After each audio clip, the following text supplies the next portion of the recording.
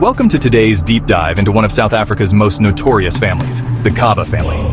Known for their dominance in the taxi industry, their story is a complex mix of power, controversy, and resilience. Stay tuned as we uncover their history, key members, and the controversies that have surrounded them. Don't forget to subscribe to the channel. Violence hangs heavy in the streets of KwaZulu-Natal, a province where the past and present collide in a dance of power and survival. The walls, covered in graffiti, tell stories of rebellion, of resistance, and of the ever-present fear that lingers. People speak in hushed tones, their voices barely audible over the hum of the city. They know the name, the Gcaba brothers, a name that carries weight, a name that demands respect, and a name that instills fear. A name whispered with a mix of respect and terror. The Gcaba brothers are more than just men. They are legends, myths, and nightmares all rolled into one. Their influence stretches far and wide, touching every aspect of life in KwaZulu-Natal. These men control the roads, they control the taxis, they control lives. Their reach is inescapable, their power undeniable. To cross them is to invite ruin, to challenge them is to court death. Their story is one of power, power that was not given but taken, power that was not inherited but earned through blood, sweat, and sheer force of will. They have built an empire, brick by brick, deal by deal. It is a story of wealth. Wealth that flows like a river, unending and ever-growing. Money that buys silence, loyalty, and fear. The Gcaba brothers have amassed a fortune, and with it, they have bought their place at the top. The Gcabas rose from humble beginnings.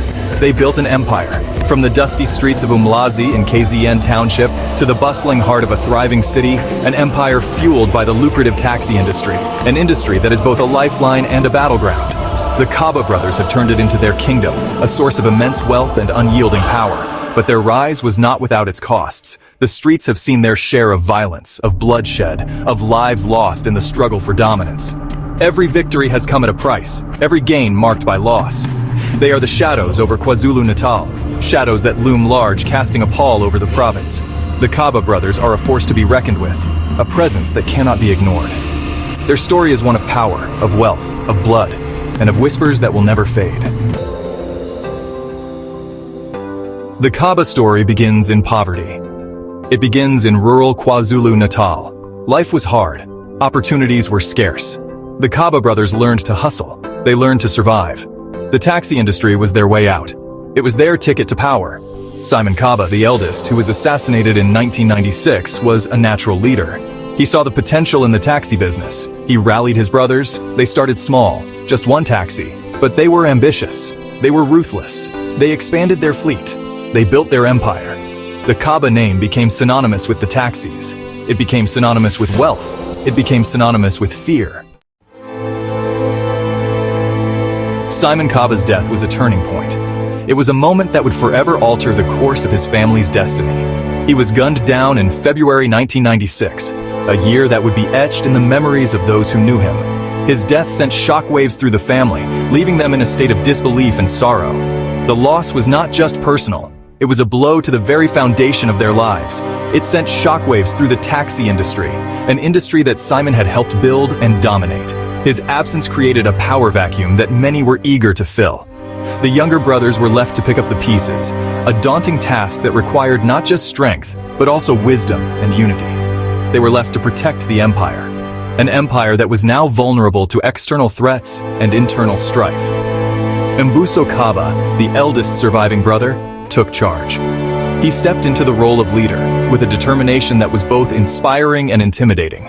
He is known for his intelligence, a sharp mind that could navigate the complexities of their business and the challenges that came with it. He is known for his ruthlessness, a necessary trait in a world where weakness could mean the end of everything they had built. Sandile Gcaba, the enforcer, is feared for his temper. His presence alone was enough to keep potential threats at bay. He is feared for his violence, a reputation that ensured loyalty and obedience from those who might otherwise challenge their authority. Mlungisi Gcaba, the youngest, is the businessman. He handles the finances with a precision that keeps their operations running smoothly. He handles the politics, navigating alliances and rivalries with a skill that belied his age. Together, they have kept a tight grip on their empire, a testament to their father's legacy and their own resilience. They have kept their father's legacy alive, honoring his memory by continuing the work he started and ensuring that his name would never be forgotten. The story of Gcaba brothers is one of strength, unity, and an unyielding commitment to family and legacy. It is a story that continues to unfold, with each brother playing his part in a saga that is far from over. The taxi industry is a dangerous game. It is a game of turf wars. It is a game of violence. The Gcabas have been at the heart of this violence. They have been accused of using their power to eliminate rivals. They have been accused of using fear to maintain control. The taxi wars have claimed countless lives. Innocent people have been caught in the crossfire. The Gcabas deny involvement. They deny responsibility. But the whispers persist. The fear remains. Their name is forever linked to the blood on the asphalt. In 2021, the Gcaba brothers were accused of instigating violence in the KZN and Gauteng provinces. Anonymous voice notes, shared widely on social media, claimed the brothers were key figures behind the deadly unrest, which resulted in the deaths of over 200 people.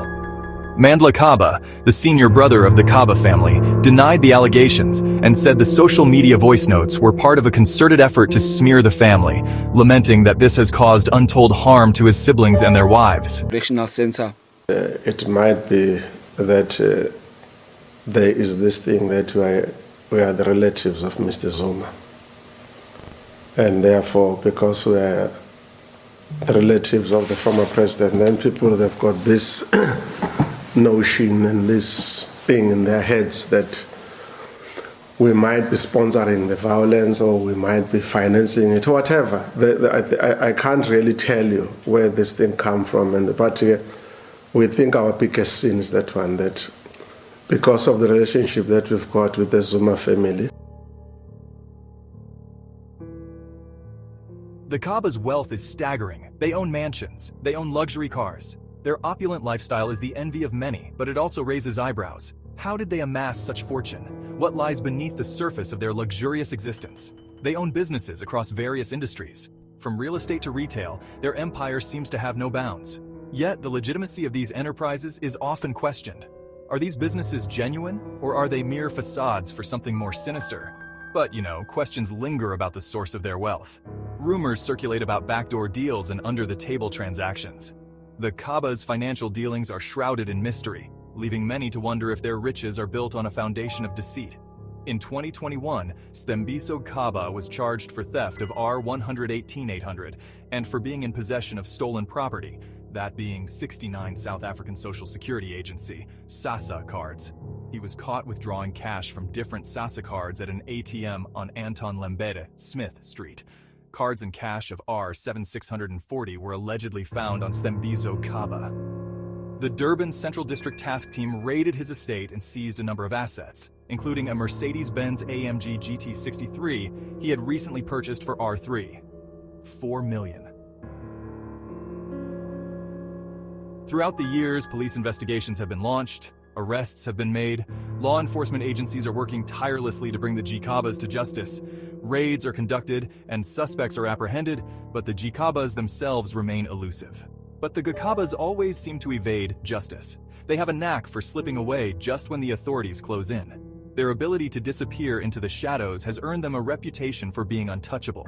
They always seem to slip through the cracks. Whether it's through legal loopholes or sheer cunning, the Gcabas manage to stay one step ahead of the law.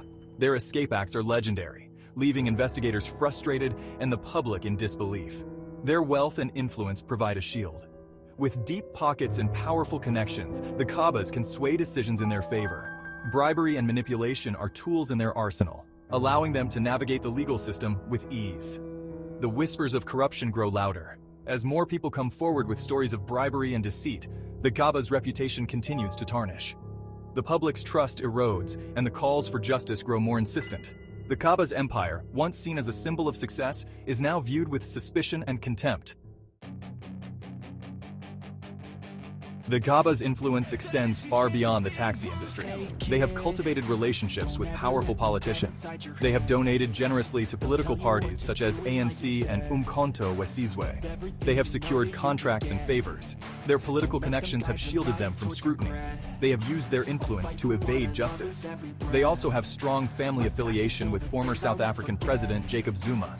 He is the uncle of the Gcaba brothers, whose Sydney Mfundo Gcaba is allegedly linked to the rapper AKA and Tibz murder case.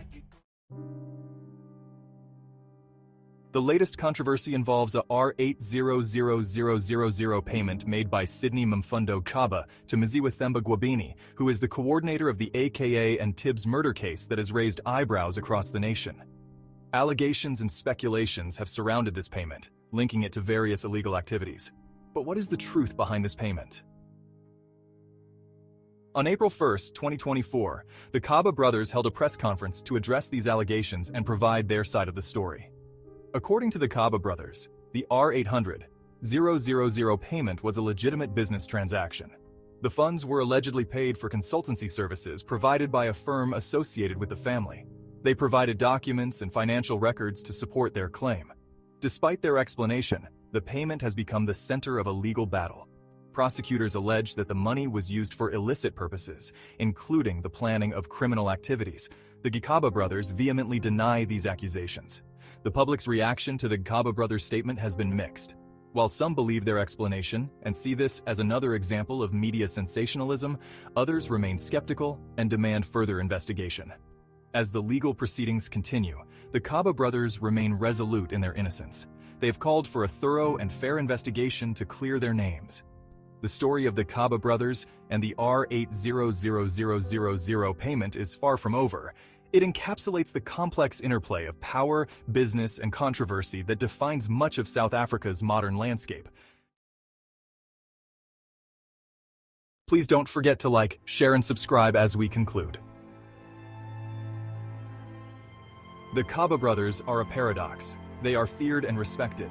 They are admired and despised. They are a product of their environment. They are a force to be reckoned with. Their story is far from over. They remain powerful figures in KwaZulu-Natal. The questions surrounding their past remain unanswered. Will justice ever be served? Will the violence ever end? The shadows of the Gcaba brothers continue to loom large over KwaZulu-Natal. Only time will tell what their legacy will be.